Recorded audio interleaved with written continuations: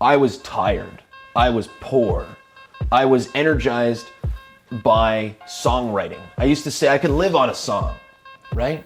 But it's because I would sing to someone and they'd let me into their house and feed me and house me. The only reason I ever wrote music was because I grew up in my mom's house with a fridge full of food.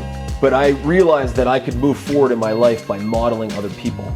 And I started looking for someone that was alive on earth, that was good, because I'd met people that were wealthy, and I had met people that were happy, and I'd met people that were creative.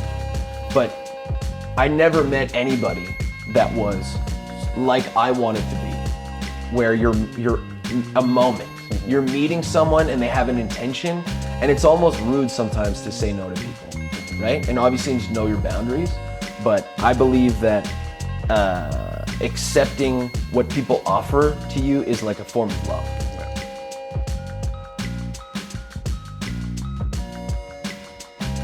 I'm Patrice Milord, podcast host of the Best Dressed Podcast.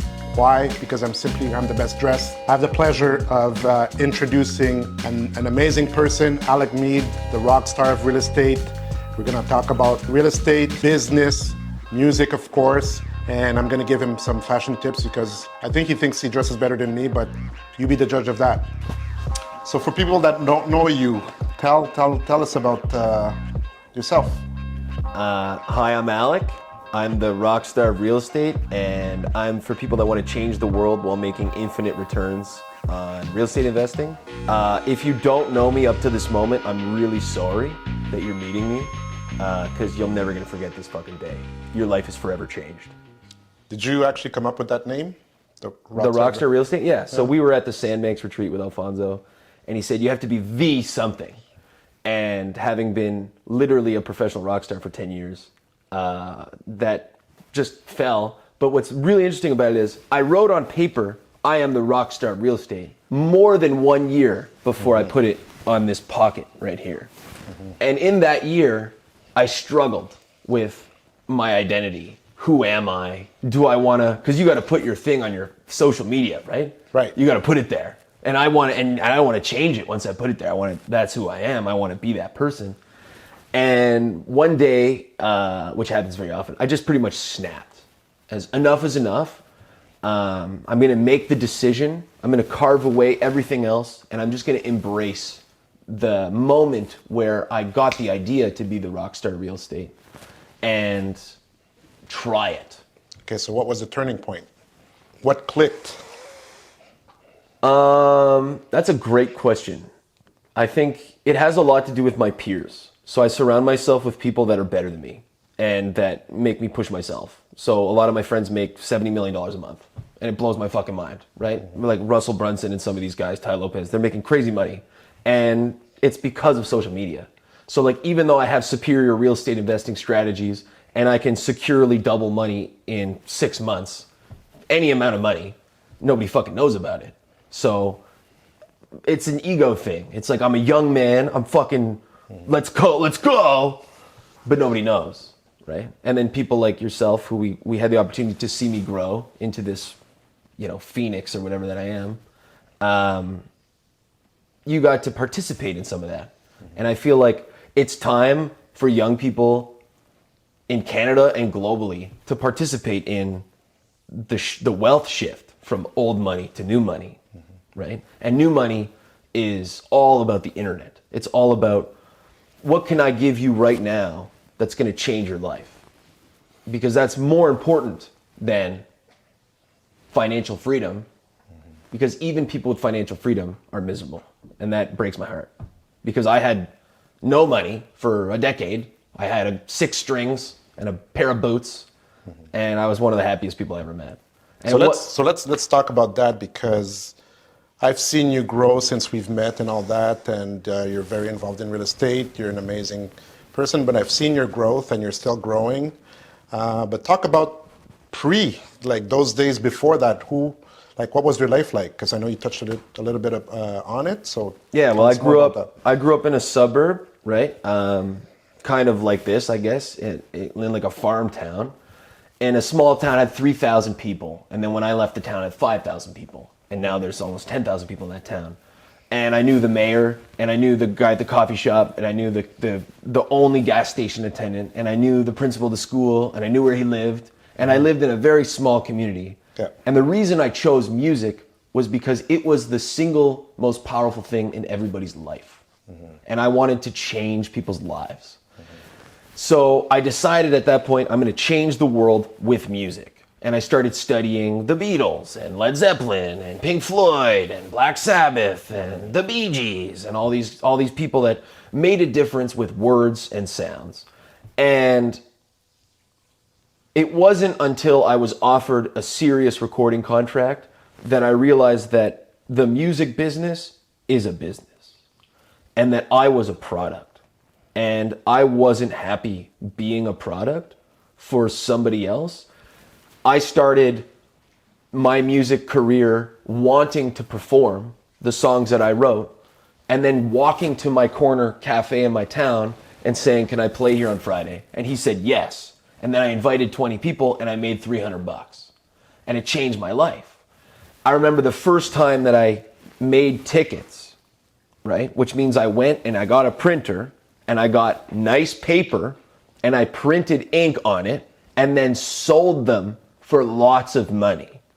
So I'm producing a $20 ticket for 4 cents and selling them out of my living room in the suburbs at the age of 17, 18, 19. So I'm making $2,000 on a Friday. My mom's making $2,000 on her paycheck for 2 weeks. And I'm thinking, something to this. What I didn't know was there's a huge division between amateur local music and mainstream music, which is what I was interested in. And now I feel it's important I keep bringing it to now because I still make music. I still produce music. I still play music every single day. It's a part of who I am. But the way that I'm going to affect the world is primarily going to be through infrastructure. And people will find out about it because of music, you know? But I think to go into 10 years of what is entrepreneurship, like one event, selling tickets for 60 days, and like I need to sell those tickets by day 45 so I can pay the deposit on the event, or else there is no event, and then I can't get my friends to rehearse because they have different priorities and they're trying to do drugs and drink. And all I want to do is sing songs because for some reason, singing a song to people made me think like I was making a difference. And arguably I did make a difference in lots of people's lives, but my life was always the sacrifice. I was tired. I was poor. I was energized by songwriting. I used to say I could live on a song, right? But it's because I would sing to someone and they'd let me into their house and feed me and house me. The only reason I ever wrote music was because I grew up in my mom's house with a fridge full of food. And it was in my mid-20s, late 20s where I started thinking about my kids and what it would be like to raise kids and seeing my peers and realizing I was super privileged. And what we need on earth isn't more songs and more songwriters, but we need more farms and we need more homes for people so they can be safe. Because everyone's fighting, all the conflict exists, it's about resources and a lack of resource management, which kills me because there's way more than enough resources on earth for everybody, right? So was that in your plans to do music long term? I can't help it. I think in music. I feel like I wrote 2 songs doing this interview. Like I'm going to tell this story to a beat later. You know what I mean? And nobody's going to listen to it because either I'm not going to release it or there's contingencies to publishing music. It's very important to understand how many people are involved in the old money of entertainment because the new money is Twitch and YouTube, right? You have to understand that YouTube is making billions of dollars a week on ad revenue. CNN, Fox News, the whole world, they're all turned on their head, right? You can call these guys, I know some of these guys at Sony, you can call them, they don't know what to do. They're trying to learn how to run ads from us. So what made you made the switch to focus more on real estate? That's a very good question. Mentorship. I had a mentor He was my manager in music. He helped me focus on the craft, become a better songwriter. He was actually a ship builder and a drummer. His name was Chris Linden. He passed away a few years ago. But I realized that I could move forward in my life by modeling other people. And I started looking for someone that was alive on earth that was good, because I'd met people that were wealthy, and I had met people that were happy, and I'd met people that were creative. But I never met anybody that was like I wanted to be. So I was reading books from all these people, learning how to make money, whatever, online, all these things. But it wasn't until I was dragged, and this is an important part. I didn't want to go to Invest Ottawa with Marley to get her fucking thing from Alfonso the first time we met him. And Alfonso Quadra goes up and speaks and says, I'm from Ottawa, I was a hip hop entrepreneur, and I had lots of businesses, and I failed a bunch, and now I only do real estate. But why didn't you want to go? Because I wanted to smoke weed and watch TV at my house. Because I was like, there's nothing for me out there. That's what I thought. I already know what's out there. I don't need to go. But she asked me to go. She's my partner. And she was getting $5,000 and whatever. I encouraged her to do the thing in the first place, so I'm going to go. And then Alfonso starts talking on stage, and it hit me like a ton of bricks. This is the guy I've been looking for years. This is the guy that's mastered experiencing ideas that I'm reading about. And what resonated with you about Alfonso? Like, what was? That's a great question. I think it was just he's happy, he's loving, he's reverent. The only other people I'd ever met like that were monks. He was a loving human, and he was talking about finance and real estate, which is what I was super interested in, because I decided I wanted to be the richest man in the world, because that was the only way that I would be able to help resource distribution properly and not have to deal with all the fucking evil idiots that are out there with all the money now. Just give me all the fucking money, they're old, they'll die, let's do it, right? And he said this idea, right? I've done all the businesses, and if I could go back and do it again, I would only do multifamily real estate. I think about that every day, because I always get ideas. I want to start another marketing company. I want to be in another city. I want to fucking sell boats. I want to sell cars. I want to build spaceships like Elon. I want to fucking change energy industries. And I think, but I want to play the long game and delay gratification and have power in the end to make the real choices, where I can buy 10,000 acres of the fucking Belizean jungle for $5 million US. You know what I mean? Because you learn about these things. You want to save the jungle? $5 million US. So why real estate? Everything is real estate. The mind is real estate. The suits that we're in are real estate. Your shoes, nice shoes, are real estate. So also 96% of every dollar in Canada is backed by a mortgage.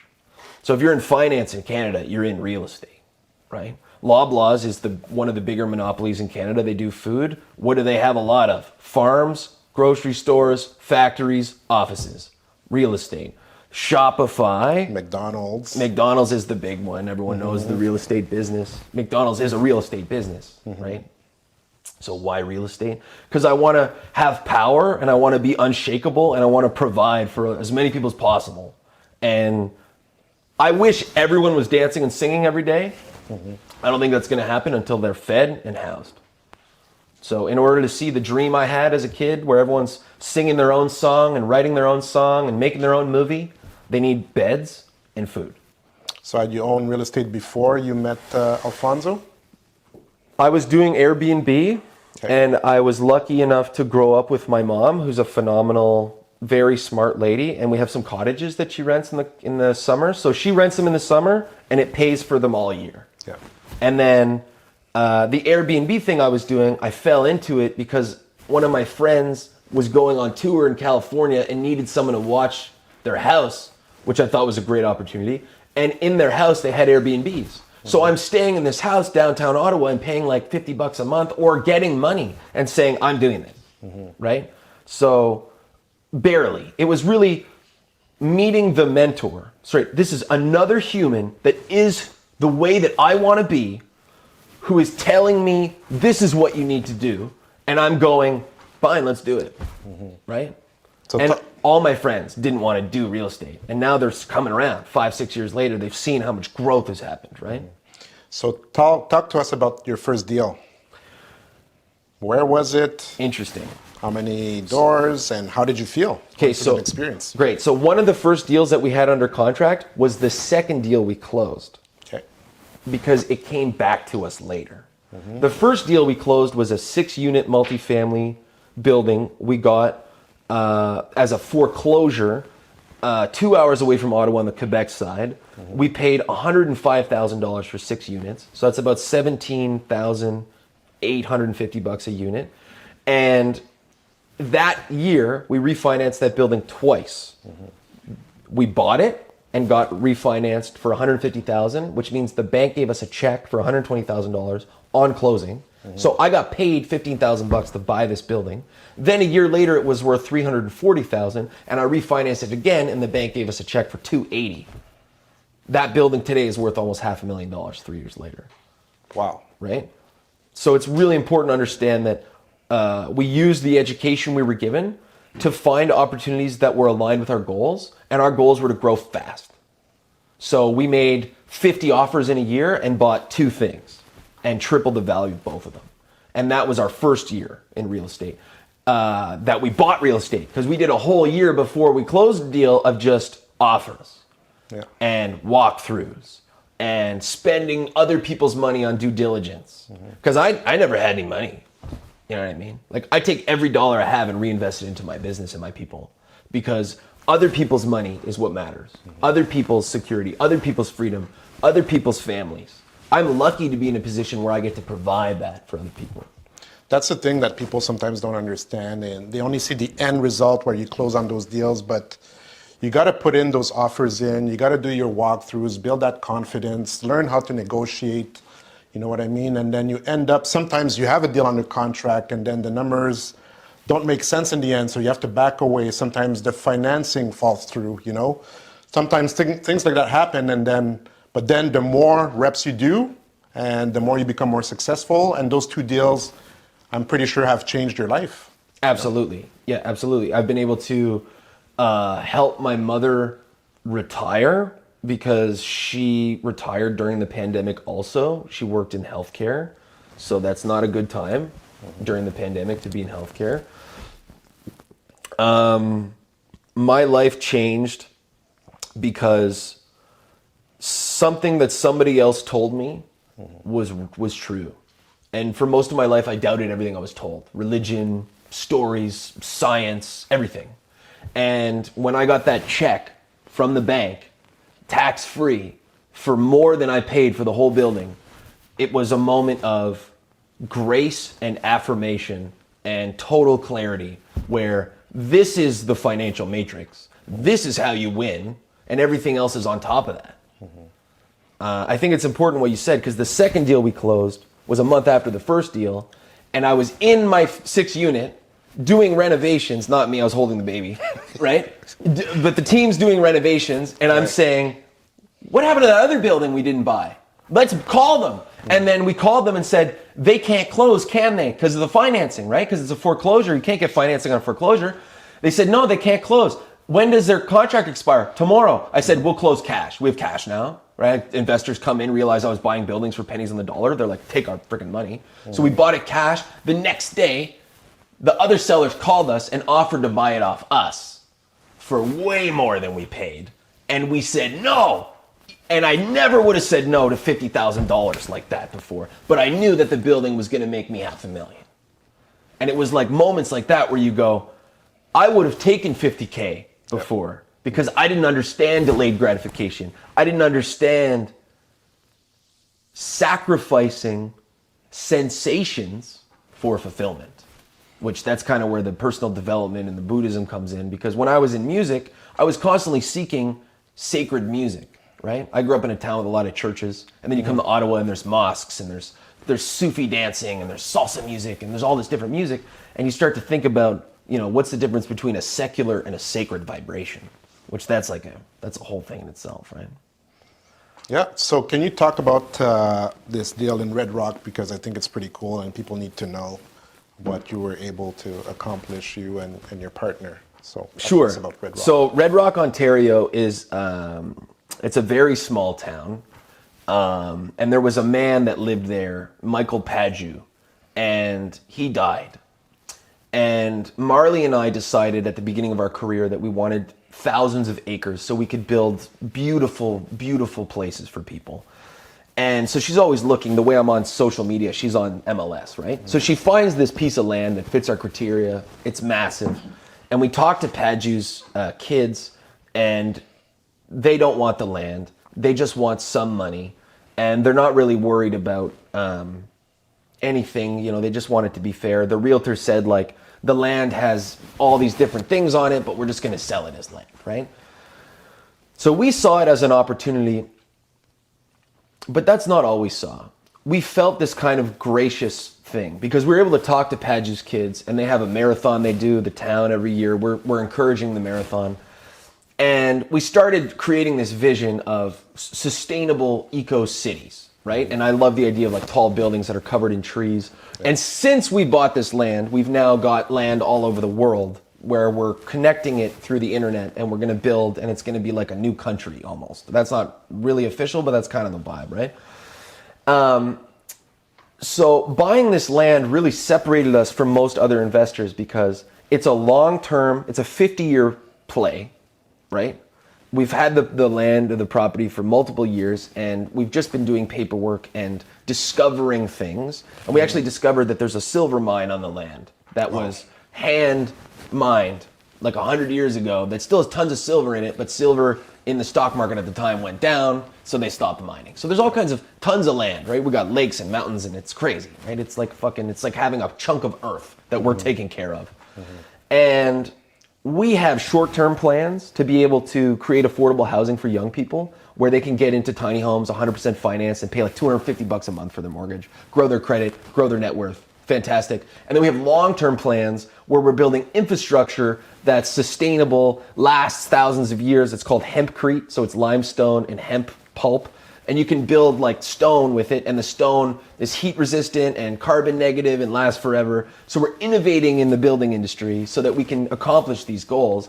And while that's happening, we're connecting with, you know, people that are doing hyperloops in London and architects for the line in Dubai and all these really high-level people, because there's not a lot of people that are building cities or building infrastructure for cities from scratch on Earth, and it gets around, right? So the most interesting thing about the transaction is that it's not just a transaction, right? Having spent a lot of time with indigenous people and studying it and understanding that everyone's indigenous from somewhere, there's this idea that we're just temporarily taking care of Earth.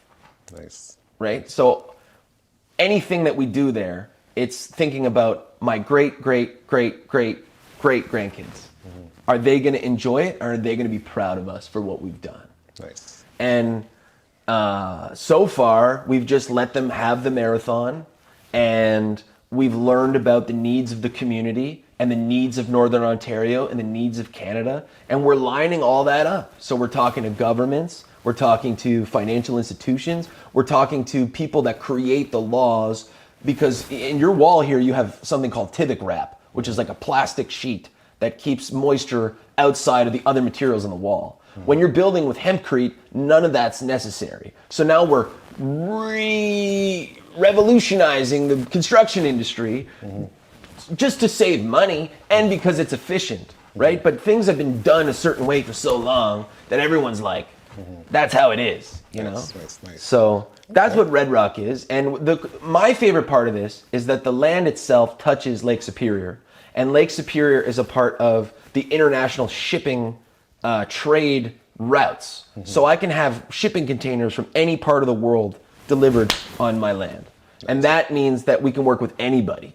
And that's exciting because I'm a globalist. I don't like the United States.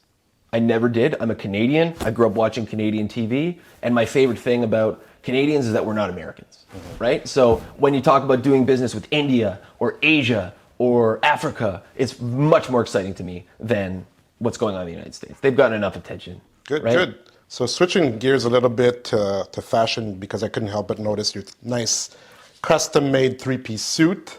I'm really big on the importance of dressing well to get the results that you want. Dressing well changes the way others perceive you, how you perceive yourself. You just have that confidence about you, and I'm just amazed by seeing your transformation. And I know you're into the middle of a 90-day challenge where you're wearing a suit for 90 days. So talk to us about it. Great. Love this suit. What does it do to you to wear a suit? I think there's subconscious stuff that we chose. The reason we like straight lines, and you look at someone and it kind of does it. But also we've been fed images our whole life of this is what successful, powerful people look like. Right. So when you put yourself in that image, people treat you that way. Mm-hmm. Earlier today, I was getting some tea at the tea store in the market, and like all the people were looking at me and nodding, right? Mm-hmm. Especially the ladies. And it's like, oh, hold on, I'm just here for some tea. You know what I mean? So there's that. And then there's wearing the suits every day. I live on a farm. I barely leave my farm. And I'm wearing suits and doing 50 to 100 Zoom calls a day. And it matters. People respond to you differently. I've had bankers apologize to me for how they're dressed on Zoom calls, right? They go, oh, sorry, I'm not dressed. Mm-hmm. And I'm like, that's a you problem, bro. You know what I mean? You can wear whatever you want. Just give me the money. We're going to make you money. You're going to get your bonus. All good. No problem. It took about 4 or 5 days for me to feel comfortable doing dishes, pumping gas, sweeping my floor, mm-hmm. Wearing my daughter and rocking her with mm-hmm. her carrier, doing certain things. I had to learn how to stand different. I walk more because I don't want to be seated, right? You want to walk around. You feel like proud and stand tall. So I'm definitely getting my 10,000 steps in. Mm-hmm. You know what I mean? So there's all kinds of subtle advantages that are measurable that you wouldn't expect. But I'd say it all boils down to that self-esteem, confidence, where you look and appear the way on the outside that you want to feel on the inside. Love this. So what happens on day 91? Are you going to burn all your suits, or what happens next? Well, this is not my first time doing it. Usually day 91 is just like day 90. Okay. And then usually by day 93 or 4, I'm like, all right, now I can have a beer, right? Okay. All right, now I kind of allow myself to indulge, and I feel a sense of pride and accomplishment. The 90-day challenge is not don't drink beer for 90 days or wear suits for 90 days. It's track your habits for 90 days. Right. And wearing suits is one of them. Not drinking is one of them. There's like 30 of them. Includes not watching TV was a big one for me because I love movies, right? And I think it's really important to understand, like we were on a boat cruise. Was that last night? Jesus Christ. We were on a boat cruise last night, 1 a.m. in front of Parliament, and somebody who I do business with in Texas offered me a shot of tequila. Mm-hmm. I fucking took it. You know, okay. I'm not going to get my check mark on my habit tracking for not drinking yesterday. Mm-hmm. But I know the cost benefit analysis of a moment where you're a moment. Mm-hmm. You're meeting someone and they have an intention, and it's almost rude sometimes to say no to people, mm-hmm. right? And obviously you need to know your boundaries, but I believe that accepting what people offer to you is like a form of love. Yeah. So I try to accept what I can, and that's why I stay home, because nobody's trying to put porn ads and bars in front of me, right? Mm-hmm. I've got goats that want me to feed them and kids that want me to feed them. That's my options. Mm-hmm. So just feed. That's my, program. I just hope you keep up some of those habits beyond the 90 days. And you don't need to wear a 3-piece suit every day, but just a blazer and a nice shirt. You can rock those with jeans. You know what I mean? It makes a big difference in terms of how you perceive yourself and how others perceive you. So I hope you're going to stock up on your blazers and just continue to rock those blazers, because that makes a huge difference, especially when you're presenting, when you're meeting with people. So I hope you keep this up. So I'm super impressed about your growth, and I see that you're now giving back, taking on all this knowledge that you have, and you're imparting it on others. So do you want to talk about your program that you've recently launched? Sure. Go ahead. Sure. So we have a daily mastermind that's at 9 a.m. And we do it in 3-month chunks, and we do it about 3 or 4 times a year. It's $100 a month, and you can pay up front. It's cheaper. So it's like $3 a day, essentially. And we're spending the first 30 minutes of the day with other people that agree that fundamentals and mastering the basics which have to do with enthusiasm and self-esteem and confidence and thinking accurately. And there's a whole myriad of fundamentals, and it depends what kind of framework you use, right? I like to lean on Napoleon Hill a lot, Think and Grow Rich, that kind of stuff, because most people know it. But the fundamentals are there, and then you share for a minute or two with each other, this is how the fundamentals are applied in my life. And what it does is it serves as an anchor every single day for these people all over the world to remember why they're doing what they're doing and what leverage they have in focusing their time and energy in their life. Because focusing on your ability to be enthusiastic will have more of an impact than focusing on sales tactics when it comes to sales, as long as you know some sales tactics, right? Okay, so how, if someone wants to join your mastermind, how do they So it's kind you? of invite only. Just hit me up on Facebook, no matter what. Okay. Hit me up on Facebook. That's the way to talk to me. And then if it's a good fit for someone, they can get on, no problem. We love it. We love sharing. And we've had lots of people do it for 3 months and then move on to other things, right? I'm not trying to be like a mountain that people sleep on, climb and stay on, right? The whole idea is that you're going to surmount a challenge. And then some people have become staples in the community.